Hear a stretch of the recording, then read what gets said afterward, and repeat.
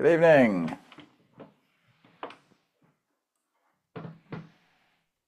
Hello. How are you tonight? Good. I'm doing fine. Fantastic. Hey, Paul. Ah, Okay.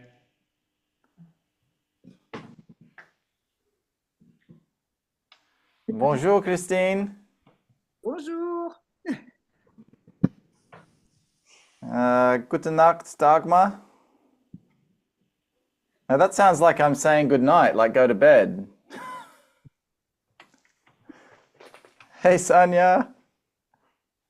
Hi, Eli. How are you? I'm very sleepy. You're I very, yeah, you'll have to got forgive me. 4 hours sleep last night and then did a 7-hour round trip to pick my mum up from Heathrow, so I need a nap. That was silly of you, wasn't it? Oh It well. was. Well, Yeah, I I was I supposed didn't to go to sleep. bed. I was Yeah, supposed to go to bed early. And but I had a few things that I absolutely had to get done last night, business wise. yeah. And I was like, yep, kids to bed early, came downstairs, right, here we go. Let's get these done. We'll be in bed by 9 o'clock. Papa, I want you.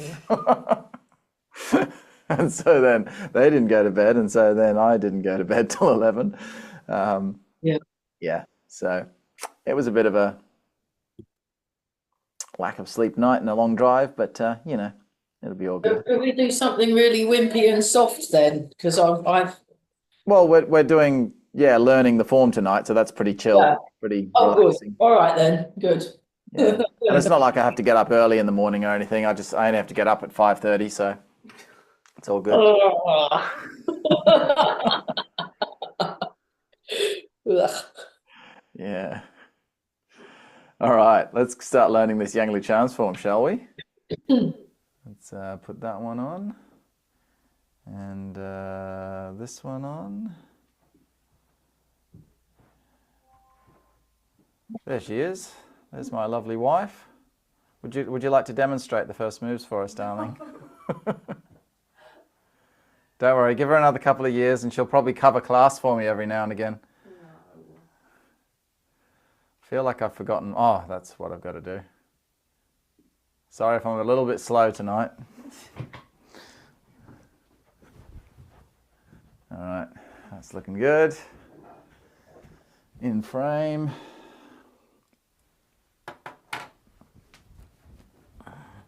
All right, so tonight, everyone, what we have installed for you is carrying on. We did the first two movements last week.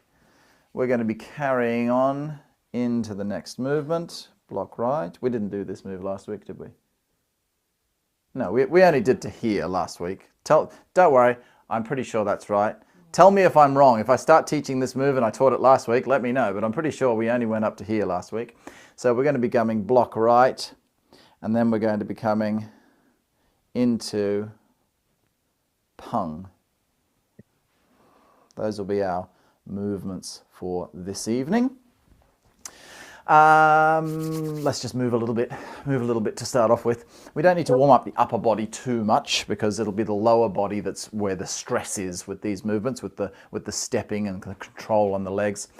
So let's just do a simple little full body warm up, and then we'll do a little bit more pressure on the legs, and then we'll get into learning the form. So let's just do our standard open close movement, opening up the chest, pulling your shoulders back, taking hold of your wife's hand, squeezing it tight. I love you.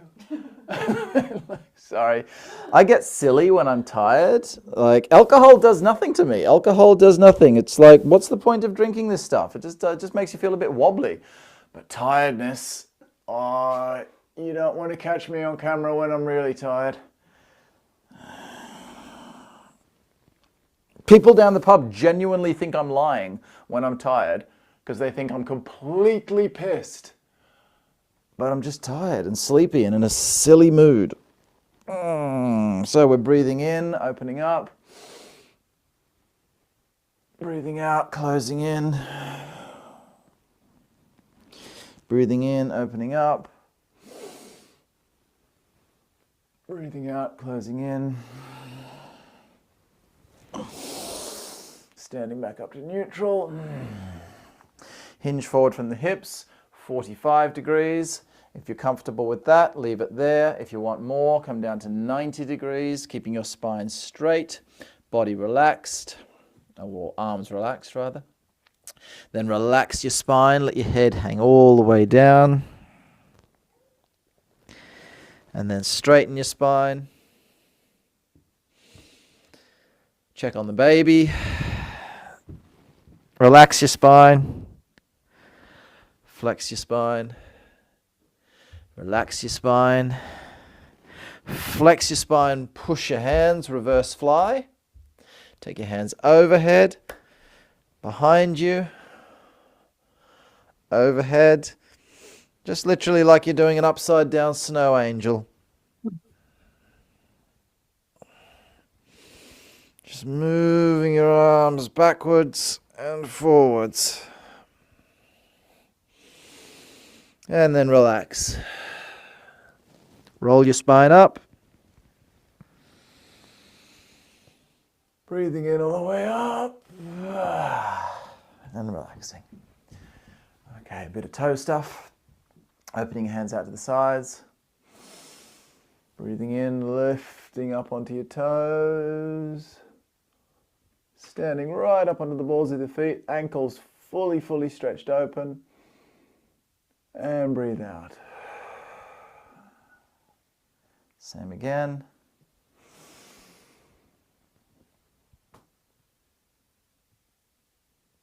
And breathe out. Breathe in.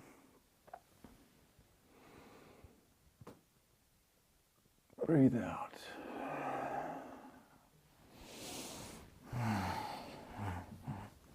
One more for the upper body. Link your fingers. Breathe in. Round your body, but this time push your hands out to the front, straight out in front of your forehead. Breathe in, straighten your spine with a little bit of a lean forward, lifting your palms up, so straight backbone, hinge it forward about 45 degrees or so, and hands up. Then breathe out, then breathe in, standing up, breathing out, letting your hands relax back down. Breathing in, hands coming up, breathing out, stretching into the movement, breathing out, breathing in. As you come into the next posture, straight back, straighten everything up. Hands coming up so your biceps are by your head. Stand up straight. Bring your hands down and relax. Okay, we're just going to do a couple of gentle ones for the legs tonight. We're not going to do any of these really big dropping things tonight. I'm feeling a bit chill, it's late. I got the vibe some other people are feeling a bit chill. So let's just sink forward into a light lunge, just nothing too extreme, just to kind of stretch through that back leg, opening through here, you see. Moving that rear ankle, push it forward onto the toe, flex it back into the heel, open your hip, close your hip, drop down, lift up, just generally wriggle around, bringing some life into your legs, bit of blood through your legs. Switch sides. Again, stretch through here, really lengthen through that back leg.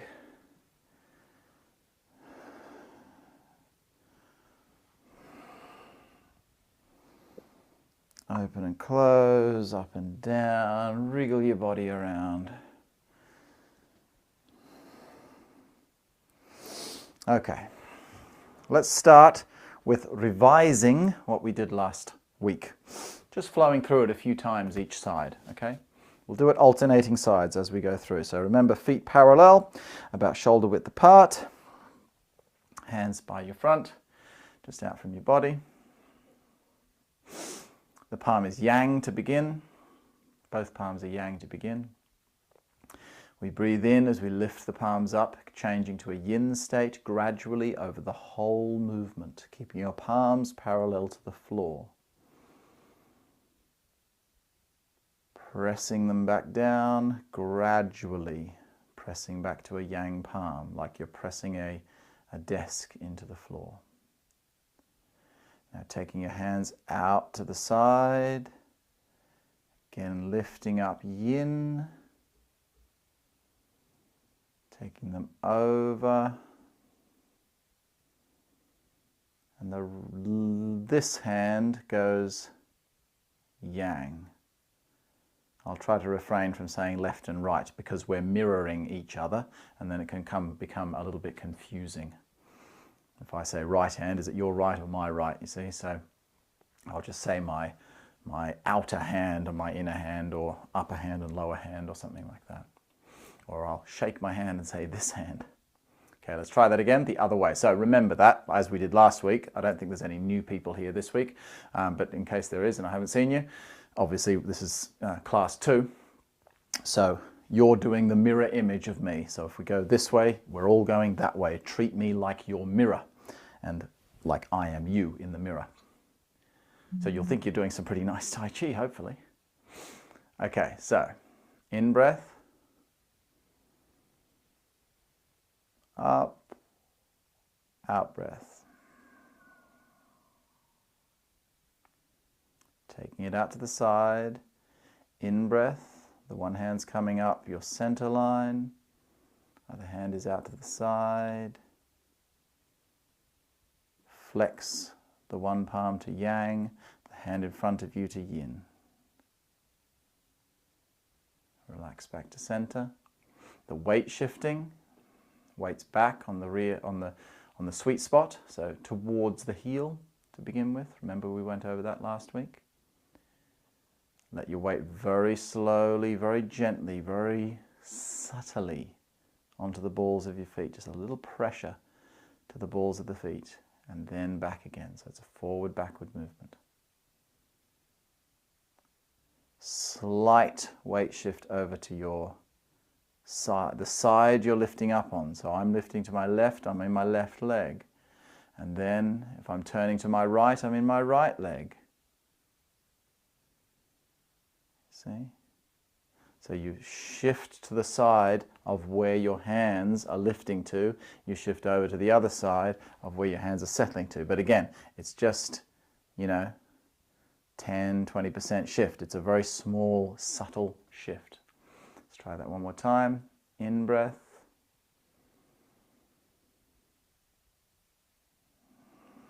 Out breath.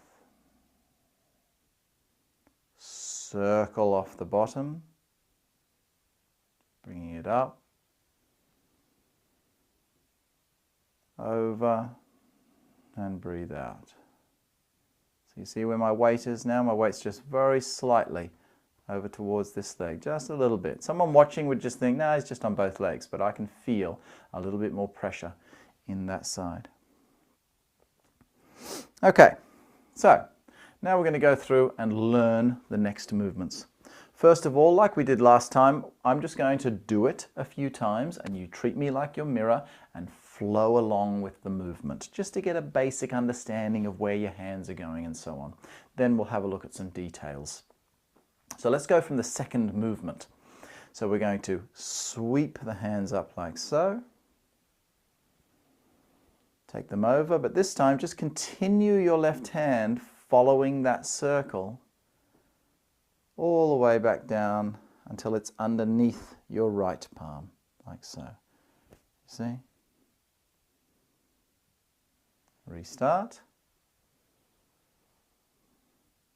Let's go the other way.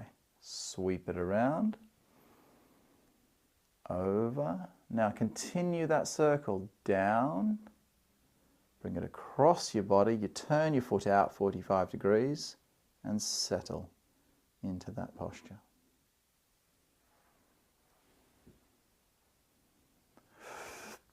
Again, let's go this way.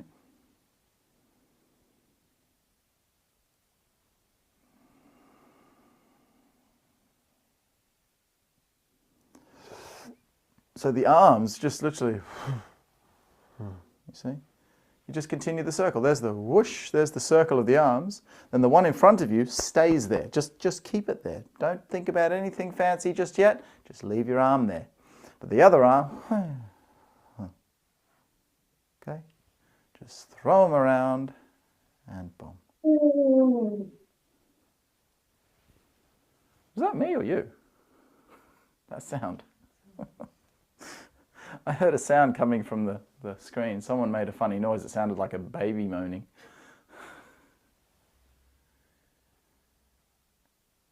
You see, just continue it a bit. As that hand drops and comes across, you see, your whole body, whoosh, your whole body goes with it. So you turn your foot out, your weight goes forward, and you turn your center, like so. So let's try that again.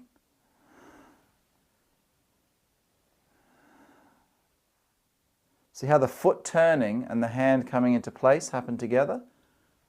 Whoa. Whee. Whoa.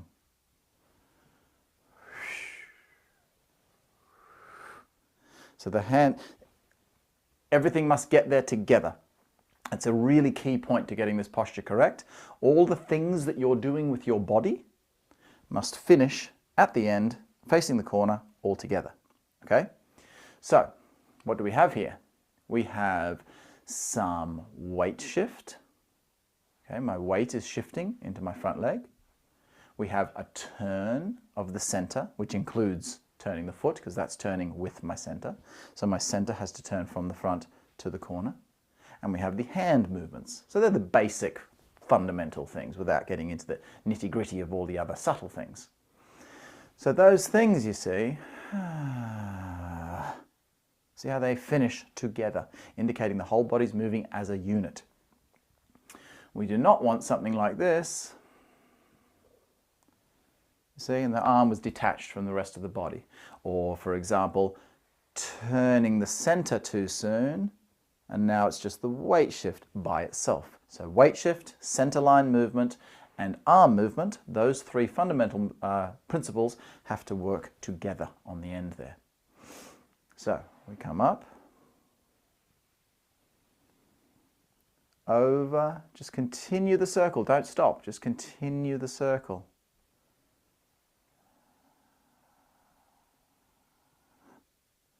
Right hand is now yang, sorry, top hand, we'll call it the top hand is now yang, bottom hand is yin. My posture is just nice and vertical, everything's nice and upright, the pelvis is tucking under to flatten out my lower back. Just good posture, stand upright.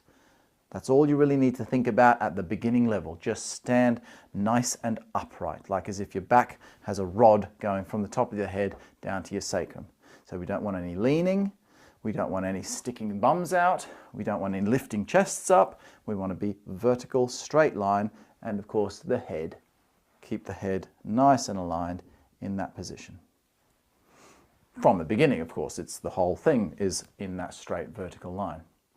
So sweeping it across.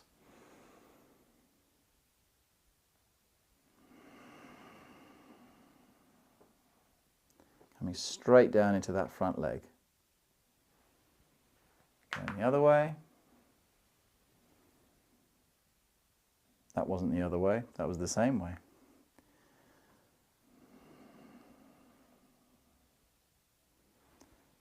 Now let's go the other way. Which is the other way? That way. Did you put something in my drink tonight, darling?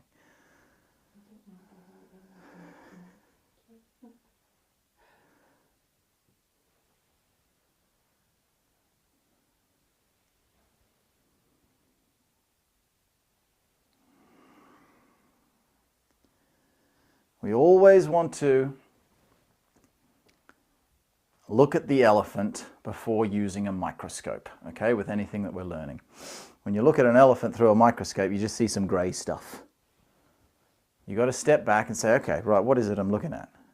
Oh, it's an elephant. Okay, now I can analyze the details. Now I can go in with the microscope. I see the wrinkly grey skin, and I'm like, okay, now I know that I'm analyzing elephant skin.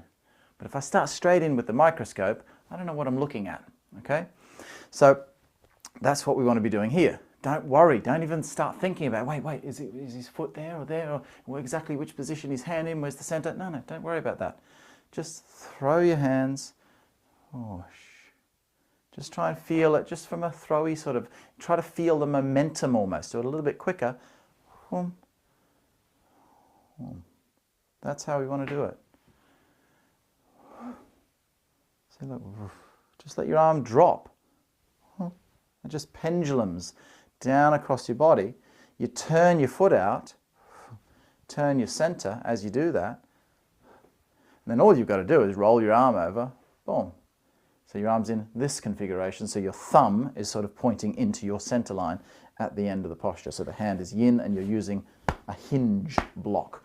Those of you who followed the small sansao class this week, this is the same hinge structure as this block here. Keep in mind we're not using it currently at this level of form. We're not putting in 100% of the martial intent at this level. We're focusing on other important principles such as posture. Sometimes when you begin your training, if you try to think about the martial application too early, I mean, you can still sort of think like, okay, it's a block, that's okay. You can picture the application. What I mean is putting in too much martial intent, it can take away from your learning of posture. So for example, I'm just going to demonstrate something here. This movement, if I did it myself at my level, okay, keep in mind I've been practicing the form for 25 years.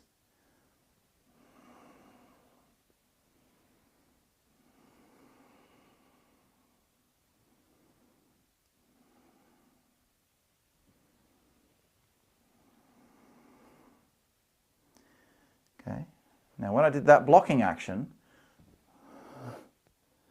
see, there's a very slight curvature to the body. It's not completely and utterly bolt upright. But if you allow stark beginners to go, oh, you're allowed to do a little bit of this, and then they end up leaning over too much and not learning about good posture. So when we first learn the Taiji form, the slow form, not the fighting form, because the fighting forms, like I said in the small sansao class, certain postures cannot be done with a totally straight spine, because you'll end up hurting your shoulder when you take that impact in that defensive action, or when you throw that punch, or whatever the technique is. So some movements simply you can't stay in a totally upright position. But our slow form, one of the most important things that the slow form teaches us in the beginning is good posture. Now, good posture does not mean you have to always be in a totally upright position. You can move and still have good posture. Posture does not mean vertical. However, being vertical is one of the easiest ways to understand posture. So we know that that's kind of our central equilibrium. Okay, so we come back to that point. So if I do a movement later on in your training where maybe I spiral in and get a bit of a compression down the front, my body will spring back to that central equilibrium. Whereas if I come into here and I'm a beginner, maybe I sort of go, oh, here, and then, I don't know, come back here or something. So it's too much to think about. In the beginning, just stay in a vertical position. The other reason we don't think too much about the martial applications in the beginning is because the slow form is designed to calm and relax and teach us about flow. And sometimes thinking too much about the fighting technique in the beginning can kind of like, oh, I'm thinking about hitting something, and all of a sudden I'm bringing tension into my body. So I want to just relax for now. You see? I'm still learning about the movement and the structures that will lead me into using them as a fighting application. But for now, I'm ultimately just doing Qigong. I'm doing Qigong with movements based upon martial applications, okay? Later on, the martial intent can come in a little bit more, or a lot more. Okay, so now let's look at some more refined details, now that you've got that basic idea of where the arm is going. Okay, so what will we look at first? A lot of this stuff, this is the good thing about these two forms. Those of you who learnt the small sansao last Tuesday, a lot of the stuff that I'm going to be telling you here about how the hand comes down and rolls over, how the spiral works, I will repeat myself because some people may be only doing one form and not the other. because yeah, this is learning this form. But yeah, you'll clarify those things. I will point out if there's a difference. Okay, so I'll make sure you're not, you know, if a posture looks kind of the same but not quite, I'll make sure I point that out to you. And if maybe I don't, if I miss something at the end of the class, by all means ask and just say, hang on, is that exactly the same as the small sensao? Because you don't want to accidentally be doing the small sensao the way of the form, or the form the way of the small sensao, on those principles where they shouldn't cross. Okay, some will, some won't, because you're learning, you're trying to get a different effect. You're trying to get something different from your training with this form. Okay, so we've come to here. We've got the weight over slightly on that side. My hand is slightly over here. This hand is kind of on my center here, like so. All I'm going to do to begin with, really basic, I'm going to slightly sink my weight as I drop my left palm down to about hip height. Okay, so it's about as high as my hip down here.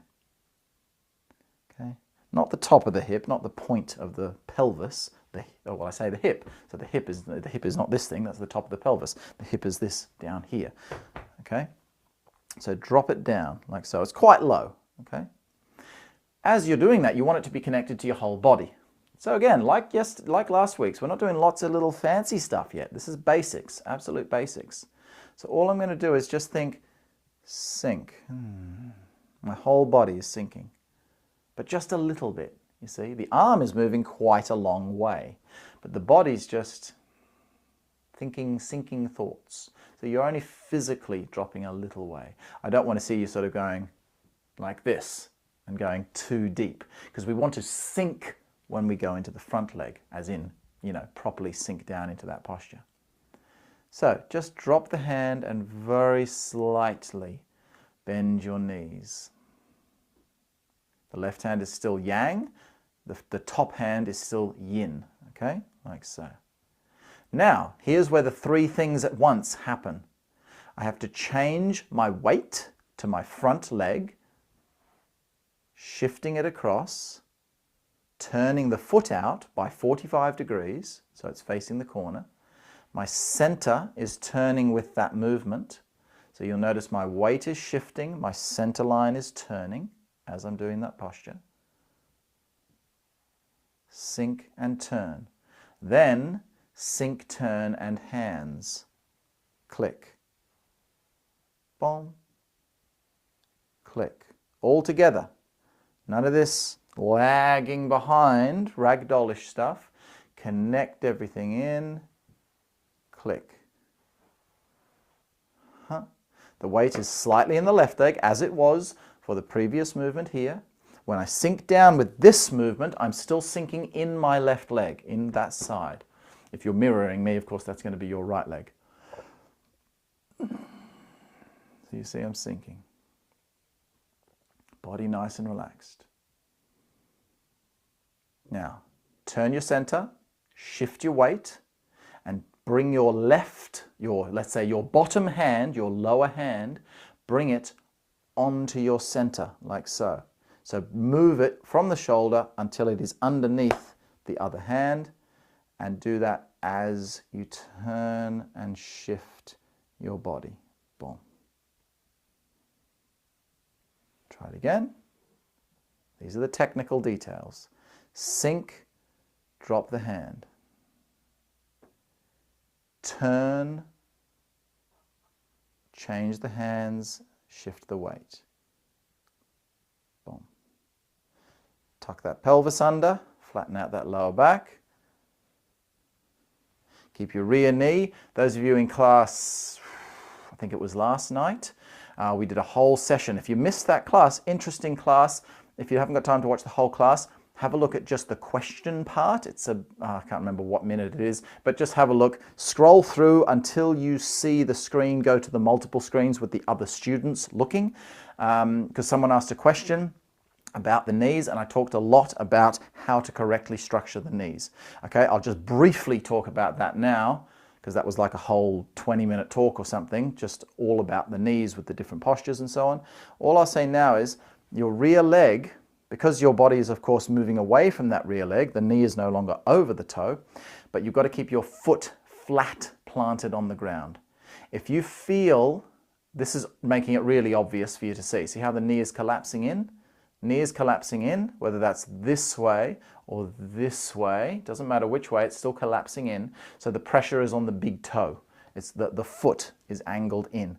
So if you think about pushing that little toe down into the ground, that will activate the arch on the inside of your foot, and that will structure your knee in a strong position. As soon as I relax, the knee sags. So you've got to engage these hip stabilizers, open up, open the quad, which is your hips, and come down through here, okay? And that's through all postures. Well, all postures that have a rear leg in that sort of shape. So, sink and turn. Notice the turn from here to here is happening with the hand movement and with the weight shift. Be really careful that you don't turn when you drop your hand, because now look, I've only got hands and weight shift. There's no waist action with that move. 3 things together, remember. So from here, sink, bring it across. Now, as you're probably noticing, the way we're doing it now, it's got a little bit less flow than how we were doing it before, because we're breaking the move down into 2 sections. Complex movements that are a little bit larger are broken down into 2 sections. Technically speaking, the opening movement, that's one movement, you see, but we break it down. It's like, here's the up movement, what's happening here, yep, okay, got that. Now here's the lower movement going down. So most movements are actually split up into sections within a movement, especially the more tricky ones. So we're going 1, 2. Other side, 1, 2. Then all we have to do is smooth off the edge of this. There's a square, you see, like an L bracket. We've got to smooth out that edge. So let's just try it a few times on this side, still with that sort of separation in your mind. From here, weights a little bit in this side, hands out here, sink, drop that hand. Now turn, shift the weight, bring the hand across into your center. The top hand, all it's got to do is literally just change to a yang state, like so. Let's try that again.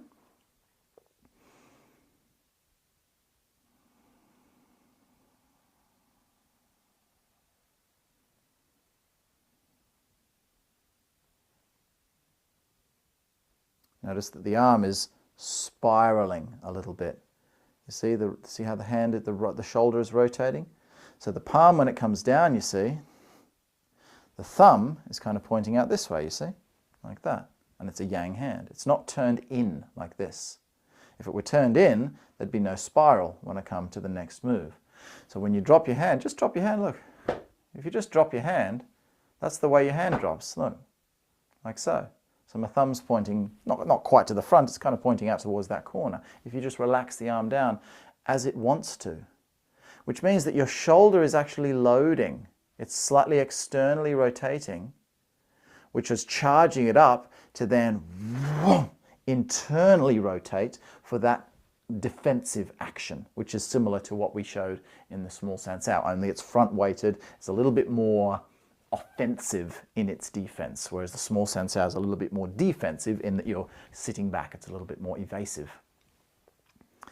Okay, so dropping. When the hand hits that lowest point, there's the tip of the edge of your square, the corner of your square rather, then bring it across, all together, click. Really make sure that the hands, the foot, the center, the weight, everything clicks into place together. One more time.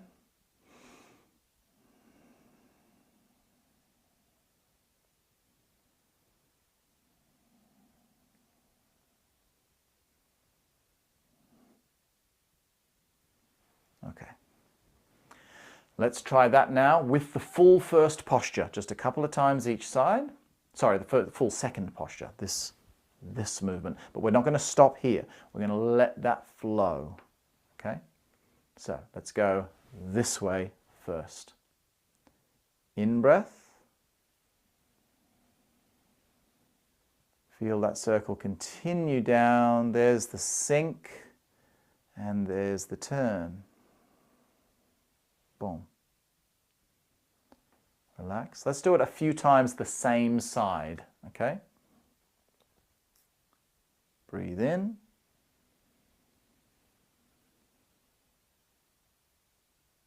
Breathe out.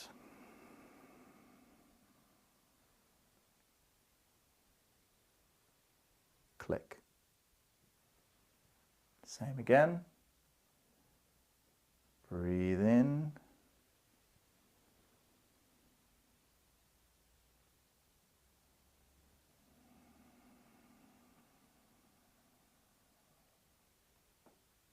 Click. Feel the center, boom, and that left or lower arm, boom, hinging across, boom. We never want. It's the most common thing, so really check you're not doing it, because I don't know how many people I've taught throughout my teaching career of 20 years now, but it's got to be over 1,000 at least, and 90% of people make this mistake of turning first, then pushing forward. Try not to be one of those people. Impress me. Come on. When I see you in person, when I see you do your form, don't make that mistake. Turn your center. Connect it. You see?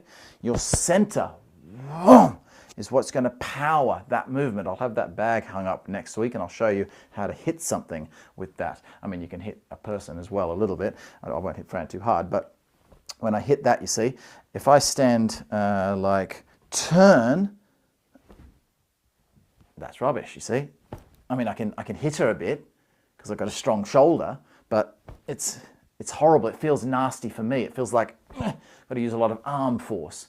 But if I just turn my body this side, I don't even want to hit her now. I'll just make sure I don't hit you on the elbow. Just straight away, it's effortless. Boom. I don't have to do anything because my waist is driving that action. Thank you. So, yeah, really make sure of that. Swing it around, sink it down, and just think, okay, center, hand, turn, and activate. And it's a good idea to do this every now and again, to learn the posture. Rather than doing the whole thing again, just do that last phase again. Let's do the whole thing from the beginning, but then we're going to repeat, we're going to reverse and repeat, okay? Down. Now here's the 3 points together. In, click, reverse, up, in, click, reverse. It's a little bit robotic, but it gets in. If you try to be too flowy right at the beginning, you end up losing details. So learning Taiji is a balance between being very blocky and robotic and getting your flow to happen.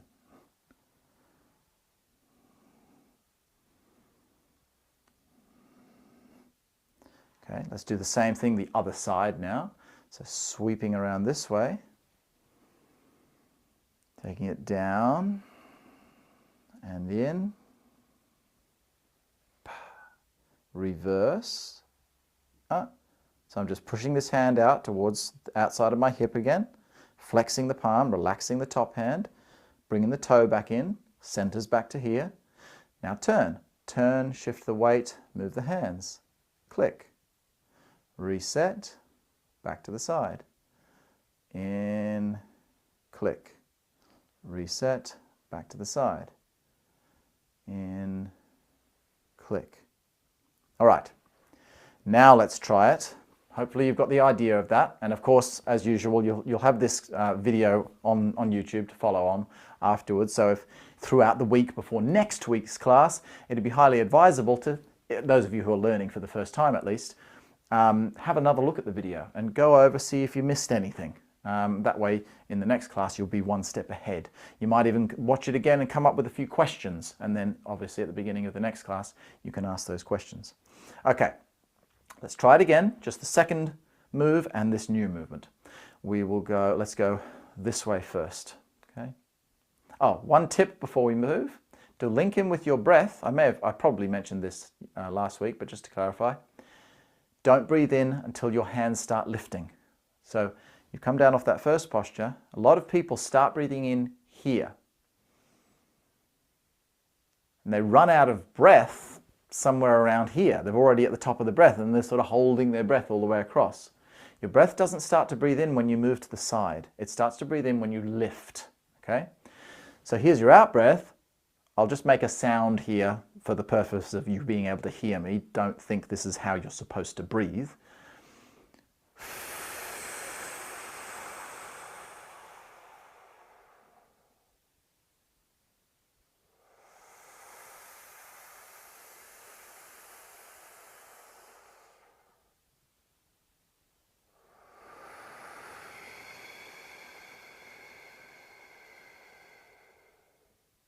See? So there's this, at the end of every out breath, there's that settling.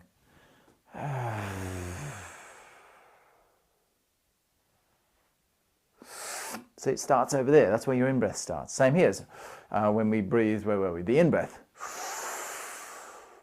There's that little floating, and then breathing out into the next move. So yeah, if you're finding you're running out of breath, it's probably because you're starting your in-breath too early. Okay. Let's try it now nice and slowly, but we're going to now take away the concept of 1, 2. Still the same movement, but just 1. In fact, not even just 1 from there, 1 from here, okay? Look at the left arm. You see, it's just done one big circle. Boom, almost back to where it started. A little bit more across, but basically one big circle of that one hand. The other hand obviously just does the half circle. Here we go.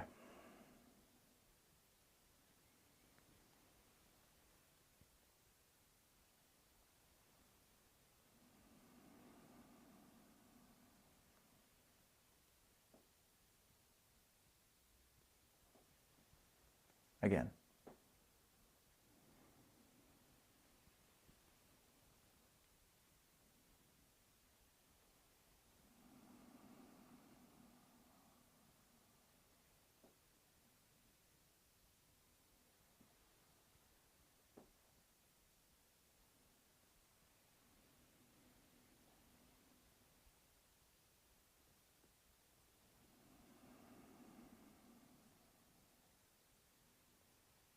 Just like in the small sansao, when your hand drops,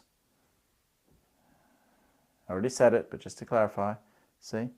Like as if I were to continue on that path, the hand would come through this way.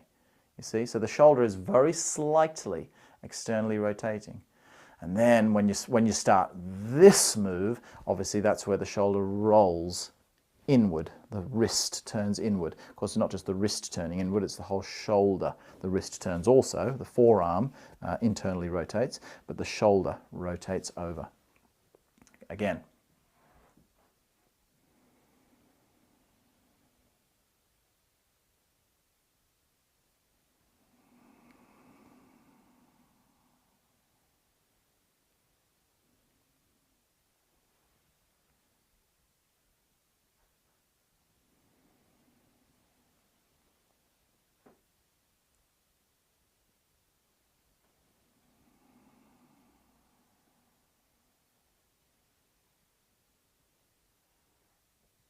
One more time.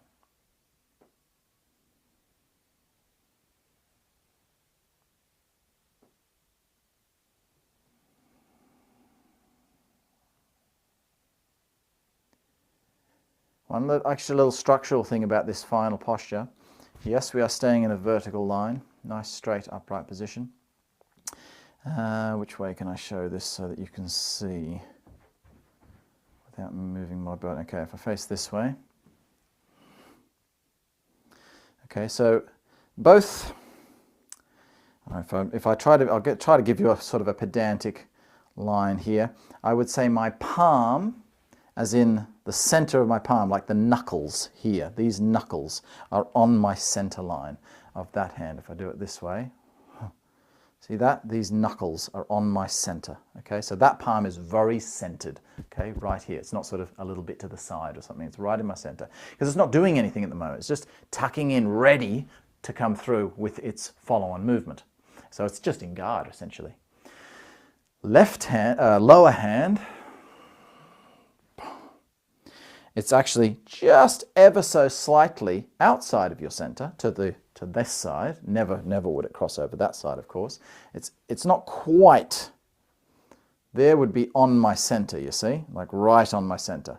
That's too much. It's just a little bit, you see, just slightly, ever so slightly outside of my center line from that lower central point, okay? Which automatically means, if I do it facing this way, it should show up for you. See, the hands aren't one on top of the other, like this. It has been taught like that in the past, to put one hand directly on top of the other, in the hope that it sort of simplifies the idea. In fact, some schools even teach the posture to not even worry about the spiral, and they just teach turn the hand over, hold a ball with the movement. Because, oh yeah, hold a ball, it tells me where to put my hand. As soon as I roll it over, some people get a bit lost. But these people are so few, best to have your basic form. I like to have my basic form tailored to the average beginner. And then, of course, if someone needs something even more simplified, of course, as a teacher, I can go over to them and say, oh, you're struggling with this movement. Let's try it a more simple way. But I like to give the masses the way that the majority of people can manage. So that means, in that position, that left arm is just slightly forward of your body, okay? So yeah, the left hand is kind of, you know, this far away from the body. The right hand is a little bit tucked in. They're not even, like so. Because it's the lower hand, that's your active hand. That's your attacking hand, you see? Boom! If I take it into a full martial action, you see it, it's even more pronounced. Whoa! Coming through here. The rear foot's flicking over, I'm putting more power into it, I'm slamming through with that arm, the other arm is coiling up, I'm tucking my body down, I'm lifting my shoulder up to protect my head. Boom! You see? That's getting into much more fighting elements. But that's not how it's done as a Qigong. First level is Qigong.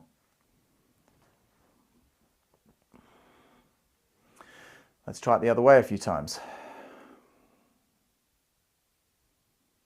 Which way is the other way? We were doing it this way, weren't we? Yeah, so we're going this way now. Boom. Okay. Let's go, that second move. In breath. Take it over. Out breath. Sink and whoa.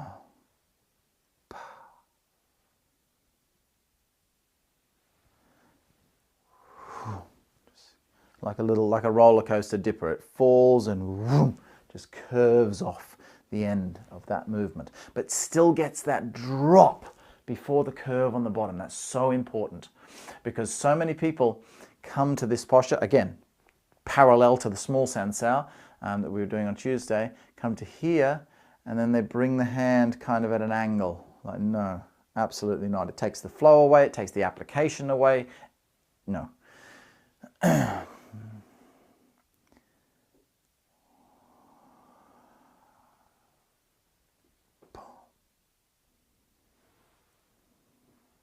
In breath.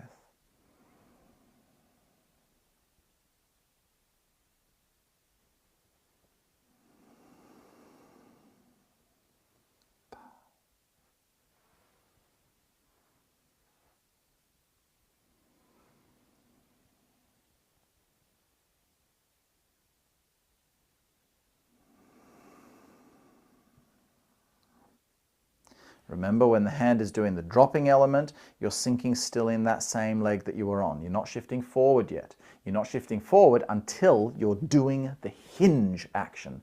So even though you're doing it flowing now, you're not thinking 1, 2, the timing alignments of how to do the posture are still the same.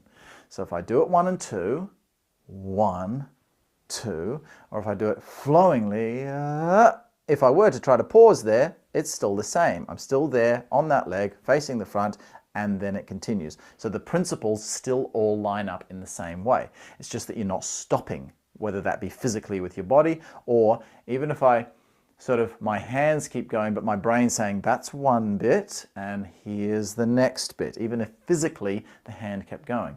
I want my body just to... It's almost like you're feeling the momentum of the movement. Now, you're not using momentum at the moment. You're not actually, because to use momentum, you'd have to go too quick and then you won't know where to put your hands, you see. But the feeling of that sensation, dropping your hand, there's that little just there.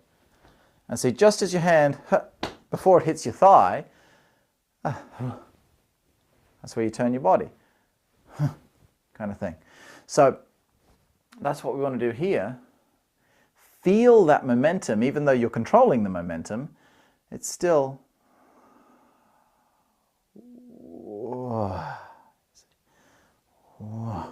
Feel that momentum. Let's try it again.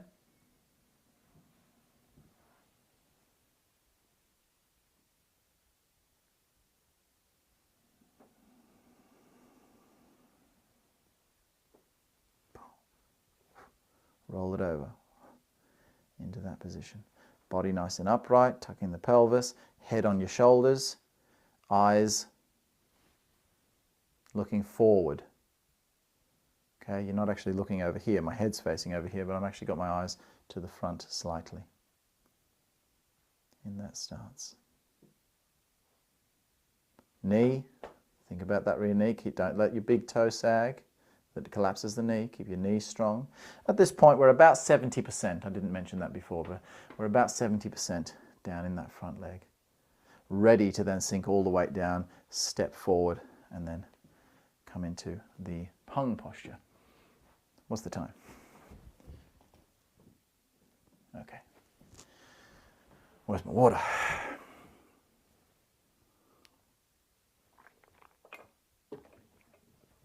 I'm going to do a few rounds now this way. Yeah, you could stand right there in that corner. No, stand there. Do it with me. You won't be in the screen. Stand right where the slippers are. Not on the slippers. What? No, stand there. You won't be in the... As long as they can see me, that's good if they can see your back as well. Look, I can't even see you on the screen, darling. Stand there. Just there. Yeah, that's better. Okay. Sorry, she's a bit camera shy. Okay, so we're going to do from the very beginning now. Oh, do you want to turn that alarm off? Because it's like 1 minute to 5, so we'll just do it a couple of times so it doesn't go off. Okay, here we go. We're going to go this way first, but we will do the first movement as well. Breathe in.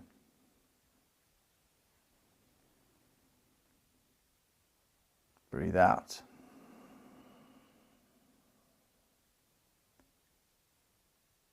Breathe in.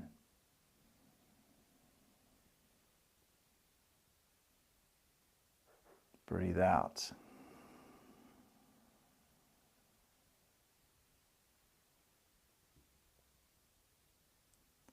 Reset.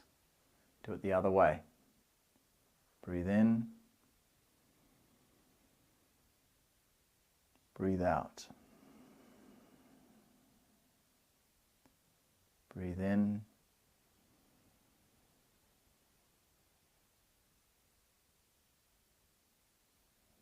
Breathe out.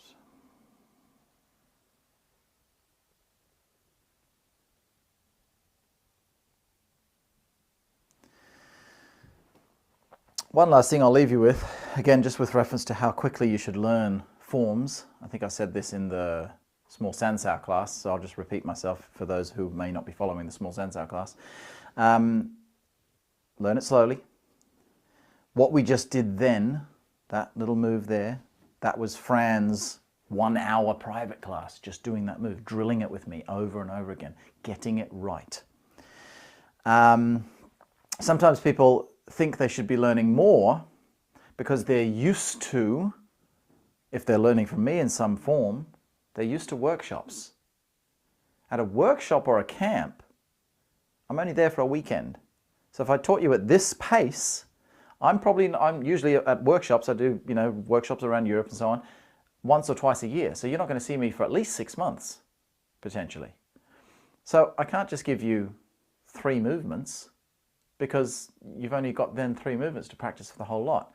So in a workshop environment, I will try to sort of get you through a bit more so you've got more things to practice.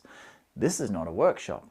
I'm treating these classes as if you're here with me, coming once a week regularly to train with me. So the most important thing is every class we do revision. We obviously warm up. We do revision over the previous movements. So that takes up some time. And then constant repetition, constant repetition. What you're losing in personal corrections, you're gaining in me standing in front of you and doing it every time you do the posture. So there's 2 different things, you sort of a plus and a minus. Because if I was here and if I had 20 people in front of me and I'm there with you really, I'd do it a few times with you, give you the flow. Then I'd start going around and going, okay, you need to just do this, giving some corrections. But whilst I'm giving this person corrections, you're over there, wait, was it this way? You're trying to remember the moves. So online, of course, I'm not walking around giving you those individual corrections, but I'm standing here the entire time. So this is why these classes are so good compared to just watching a video where I explain the details and then you go off and do it by yourself. You've got the correct way of doing it constantly in your vision every single time you do it. It's like, oh, that's right, yeah, okay, let's do it again, without having to stop and rewind the video or anything like that, because I'm just doing it over and over again, over and over again. So this is how we learn Taiji, very, very slowly, very, very precisely. And I mean, if you think about it, you'll still get through the whole first third within 6 months or something, and that's a really good form then to have, because that's a closed, finished form within that amount of time. So, and another thing, once we start getting more used to the movements, typically speaking, you will learn a little bit faster the more you learn. Because when you're a beginner, this is the first thing I've ever done. Everything's new. It's like, oh, I've got to turn my body. Later on, I'll just say, okay, so this one here, that's just the same as that other move. I don't have to explain it all again because there's so many movements, so many principles from that first move that pass over into a next move, and so on and so forth. All right, that's it for instructions tonight. Okay, where are we?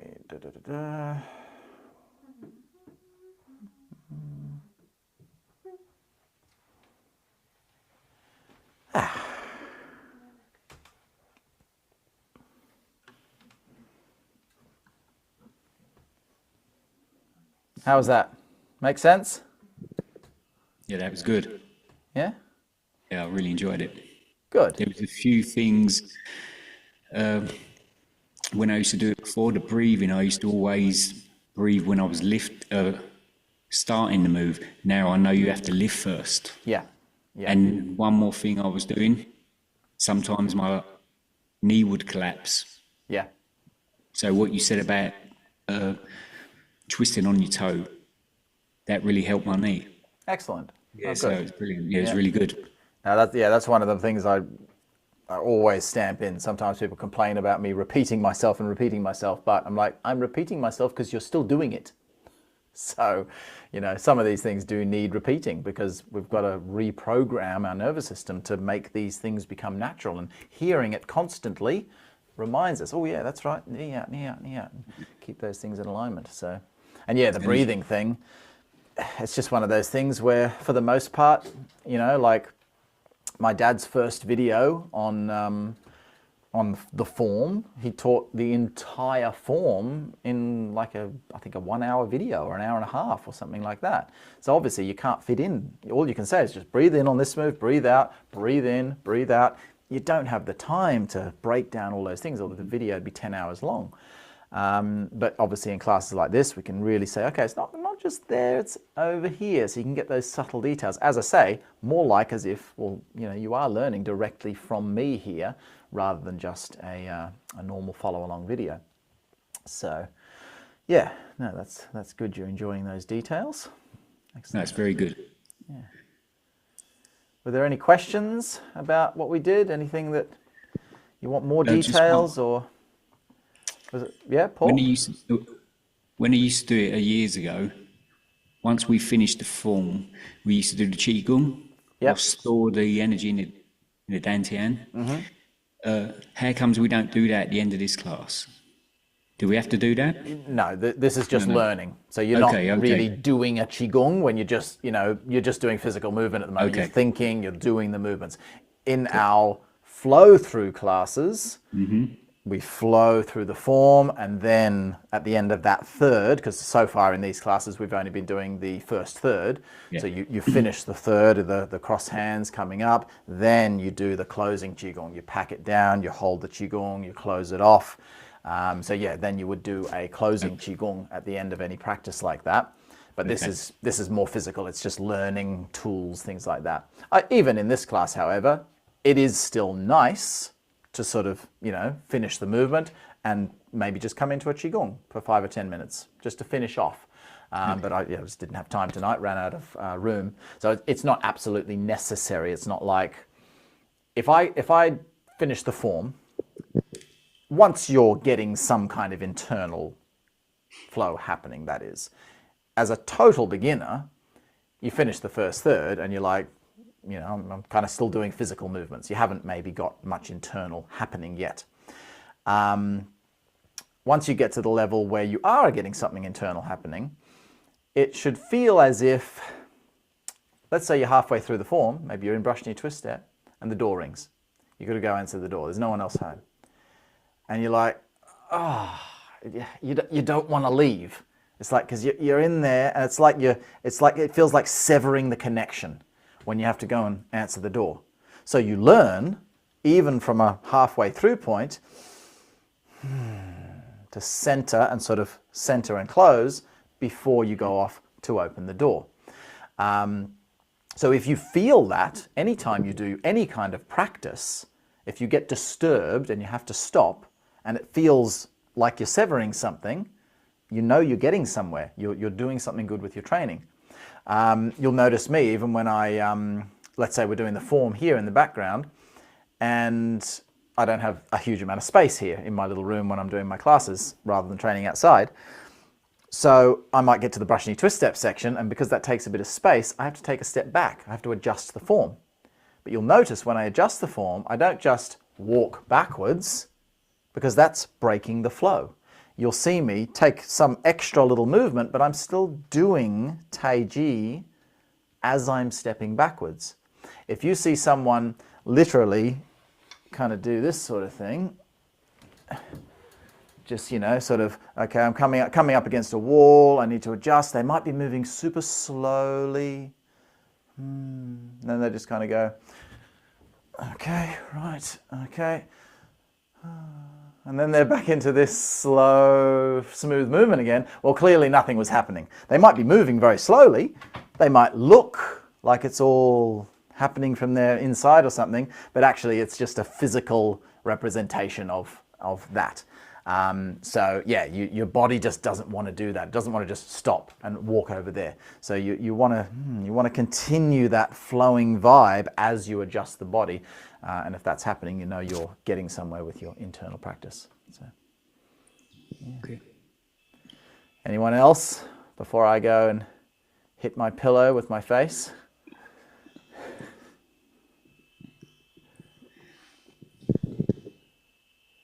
No? All good?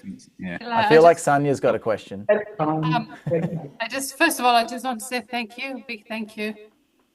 Oh, you're welcome. Thank you very much. You're very clear about video instructions, video movements. So I really appreciate that. And so, but I just also want to say, because it's just so much info, although it's very simple, couple of movements you're teaching us, it's quite a lot to take in. Yeah. So yeah, so if I don't ask questions, if I'm looking like I am now, you know what's going on. I'm just trying to digest. Yeah. I do have a question about the arms. Okay. So how open are the arms? How I understand you have to be straight and aligned, but the arms are they kind of down and relaxed and open, or closer to your body when you move? Okay, that's a good question. So the shoulders are always down and relaxed. Well, for what we've done so far, at least. So yeah, we don't want any of this kind of thing happening when the hands are coming up. So the shoulders are hanging down. That means the elbows are also hanging down. So even if I lift my wrists to shoulder height, like so, my elbows are hanging down. I'm not because well, if I do that with my elbow, then my shoulder lifts as well. So if I relax my shoulders, my elbows sort of come down.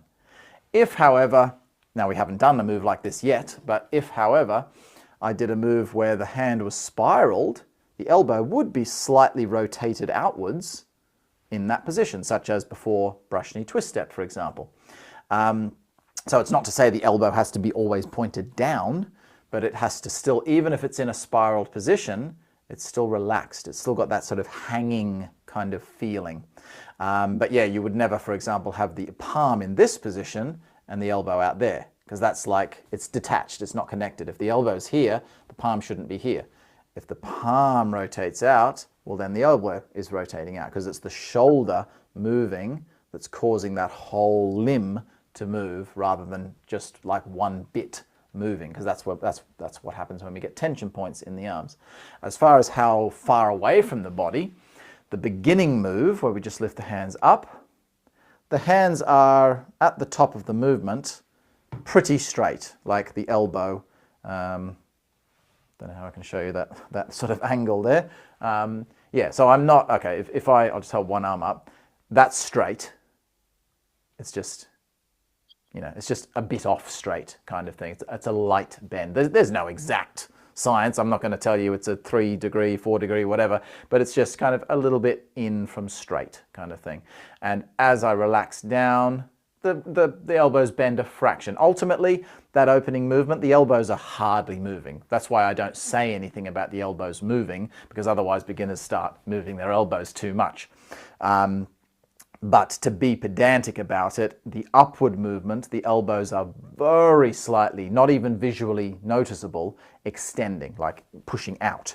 And then as they're retracting back in, there's a very slight bending of the elbows as I'm coming back down. The second movement, the arm in front of me is bending in just, again, a little more than it was, just a fraction in. Similar, if you've done any of these standing qigongs, these kind of things, it's that. Think about it as a round circle. That's a nice way to think about it. So if I keep my arm as it was, as in the elbow, see, that doesn't feel like a circle. If I just bend it a little bit, now if I mimicked that shape with the other hand, I'd have a circle in front of me. So that would be the best bet that I could give you. This feels like a circle in front of my body. And of course the other hand, that's extended, so that elbow is extended out to the side.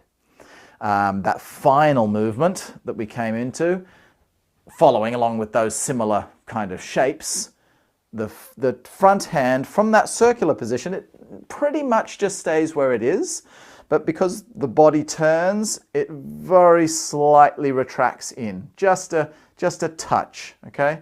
So here it's kind of like out a little bit, it's kind of doing something. When I come down, this arm, it's kind of tucking in, but again, very, very subtly. So normally for beginners, we just say, leave your hand where it is. That's, you know, that's roughly good enough to begin with. There's enough other things to be thinking about. But yeah, being pedantic, that's where I was, that's where I am now. It's just a little bit, an intent of sucking in a little bit. And the lower hand, as I said before, it's just a little bit more out, but still with about, I would say, about 135 degrees bend in that elbow, roughly. So we obviously don't want it 90 degrees because then it's facing into me, and I don't want the arm straight. About 135 degrees. That gives you that nice hinging action. Exactly the same sort of principle as we did in our small sansao on Tuesday. Thank you so much. Thank you. You're welcome. You're welcome. All right. Oh, Robert, did you have a question? No? Thought I saw you starting to say something earlier.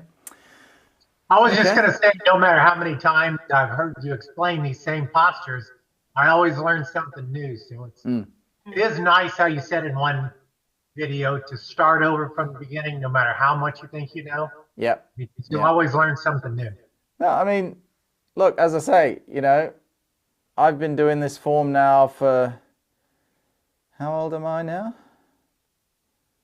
38, 24, 25 years I've been practicing this form now, and I've been teaching it for 20 years. Doing these basic movements and breaking them down, I'm like, oh, there's something new. Like still, I'm getting these new little insights into the form. A lot of those new insights aren't necessarily, sometimes it's on how I'm moving my own body. So I'm learning something about myself still. Most of them these days are, so like, you know, I don't know, let's say 10, 15 years ago, the insights that would come to me were more about my own movement.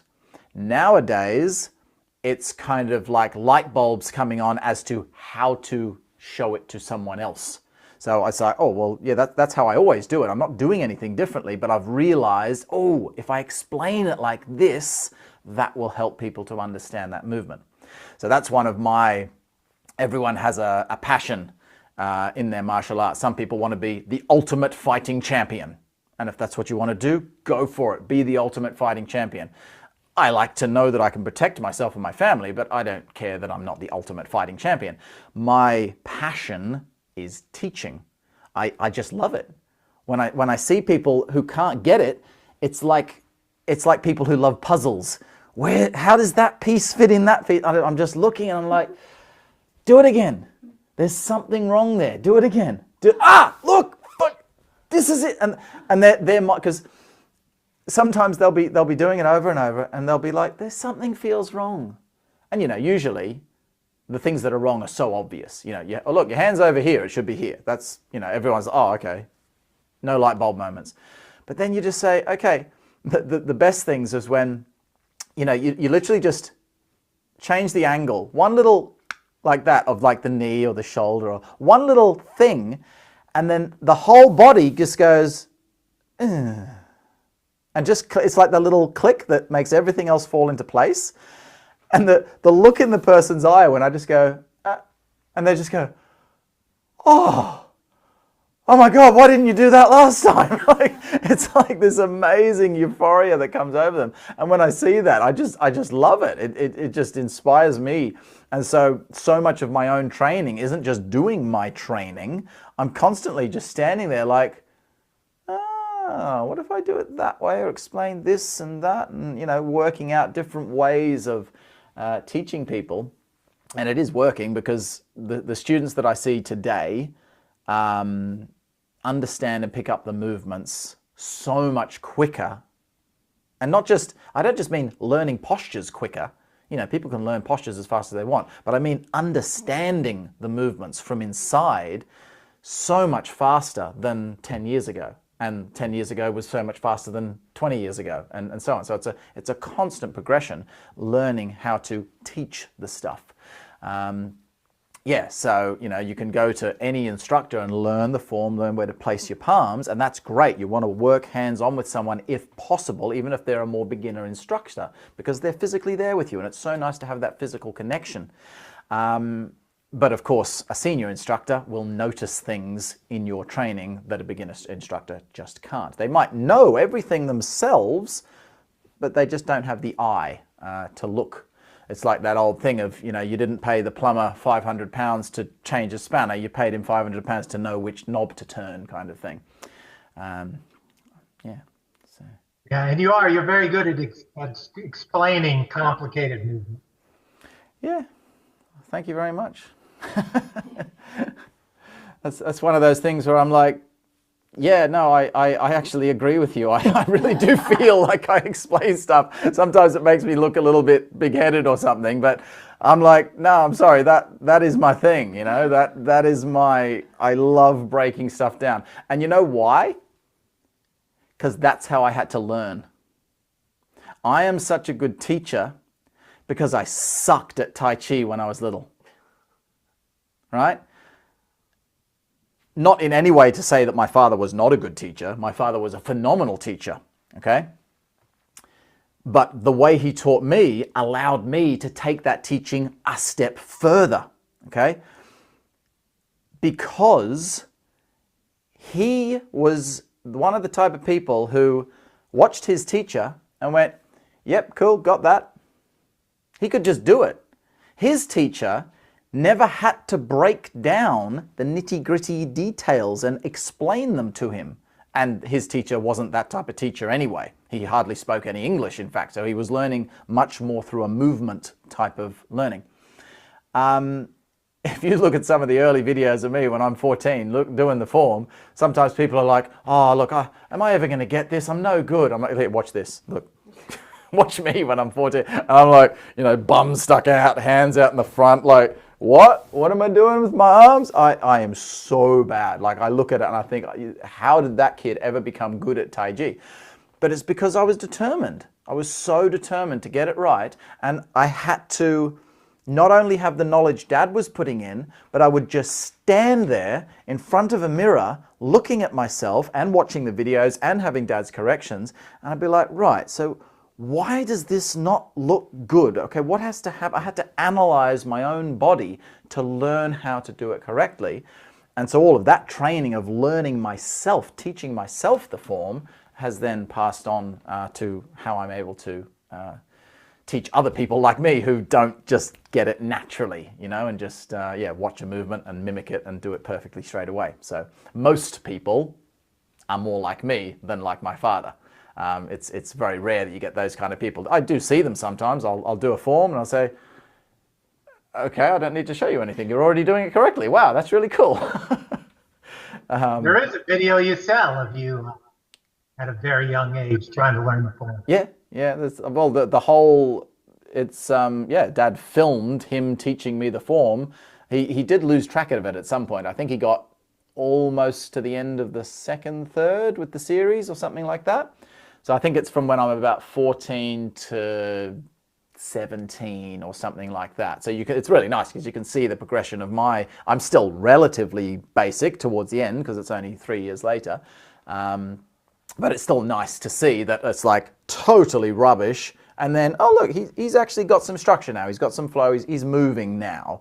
But then there's lots of other clips, of course, because I'm in the background of all Dad's workshops, so I'm always there, and that's nice for me to be able to see all my progression throughout the years. So, yeah. All right, guys, I'm going to go have some sleep. As usual, have a think. I forgot to ask if there are any questions at the beginning of this class, but yeah, next week when we start the class, do make sure any questions, practice throughout the week, have a go over it, maybe watch this video again if you have time. If you have any questions relating to those movements, write them down. So when we come to class, just have your little notepad there, just say, oh, okay, I had this question. That way we can get some questions out of the way at the beginning of the class, and then do some revision with those questions answered, rather than answering them at the end of the class, and then you don't get to practice them after the answer. So, yeah. All right. Gute Nacht, Eli. Gute Nacht, Dagmar. Eleli Tayeb. Noswaitha. That's the Welsh. Tomorrow morning we have a class at 7 a.m. Normal general Friday? Yeah, general flow class. Yeah, just, I don't know what we'll be doing. General flow, a bit of this, bit of that. But yeah, 7 a.m. morning class. Tomorrow morning, just a general flow class. Yeah, and then Saturday, 7 a.m. and Sunday, no, Bark was on Tuesday. But yeah, the rest of the classes for the week are just general flow classes. Saturday, the only difference is the normal class is 7 till 8 as usual, but we will be doing an extra half hour for anyone who wants to join, that optional extra on the end, just of body strength and conditioning, mobility, that kind of stuff, just general movement, doing a bit of floor stuff, doing a bit of kicking work and whatever I feel like doing. But it's more of a sort of a physical workout type of bit rather than forms and qigongs, that kind of thing, which obviously work hand in hand with everything that we're doing. Okay, that's the end. Bye-bye. Thank you.